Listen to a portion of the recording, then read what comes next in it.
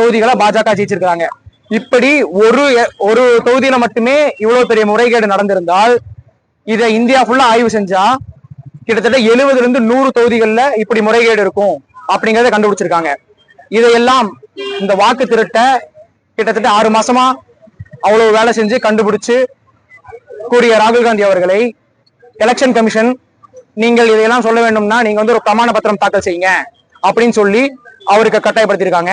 இன்னைக்கு இதை எதிர்த்து பல்வேறு இந்தியா கூட்டணி நாடாளுமன்ற எம்பிக்கள் தலைவர் ராகுல் காந்தி அவர்களுடைய தலைமையில் தேர்தல் ஆணையத்தை நோக்கி போராட்டம் செய்ய சென்ற பொழுது அவர்கள் அங்கேயே கைது செய்யப்பட்டிருக்கிறார்கள்.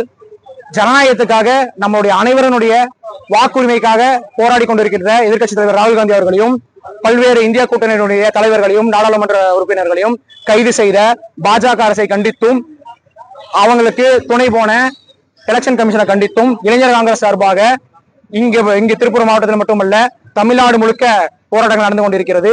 நேற்று இந்த வாக்கு திருட்டை எதிர்த்து திருச்சியில் தமிழ்நாடு இளைஞர் காங்கிரஸ் சார்பாக மிகப்பெரிய ஆர்ப்பாட்டம் நடந்தது. அங்கே நாம் கைது செய்யப்பட்டோம். இன்று பல்வேறு மாவட்டங்களில் இளைஞர் காங்கிரஸ் இதற்கான போராட்டங்களை நடத்தி எங்களுடைய மாவட்ட தலைவர்கள் பல்வேறு மாவட்டங்களில் கைது செய்யப்பட்டிருக்கிறார்கள். இளைஞர் காங்கிரஸ் மட்டுமல்ல, காங்கிரஸ் கட்சி மட்டுமல்ல, இந்திய இளைஞர் காங்கிரசுமே இந்த போராட்டத்தை நாங்கள் மிக ஈஸியா விட்டுற மாட்டோம். இந்தியா ஃபுல்லா இதற்கான நியாயம் கிடைப்பதற்காக காங்கிரஸ் கட்சி மற்றும் இந்திய கூட்டணி கட்டாயமாக பாடுபடும். நன்றி.